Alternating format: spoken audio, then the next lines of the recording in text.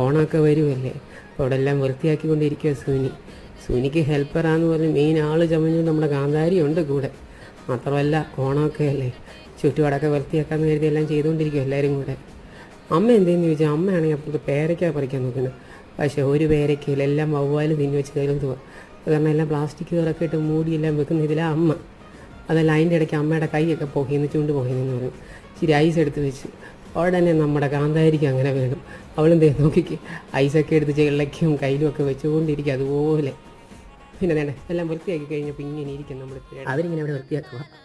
ആ സമയത്ത് എനിക്ക് അമ്മ ഇച്ചിരി ചായ ഇട്ട് തന്ന്, ചായയും ബ്രെഡും. ഓണമൊക്കെ വരുമല്ലേ, ഇപ്പോൾ ഇവിടെ എല്ലാം വൃത്തിയാക്കിക്കൊണ്ട് ഇങ്ങനെ ഇരിക്കുക. ഇന്ന് അവരെല്ലാം വലിയ തിരക്കായതുകൊണ്ട് ഒന്നും ഉണ്ടാക്കിയില്ല, എന്തെങ്കിലും കാണിക്കായിരുന്നു. ഇനി ഈ ചെറിയ വീഡിയോ നിങ്ങൾക്ക് ഇഷ്ടപ്പെട്ടെങ്കിൽ ഒന്ന് ലൈക്ക് അടിച്ചേക്കുക, സപ്പോർട്ട് ചെയ്യുക.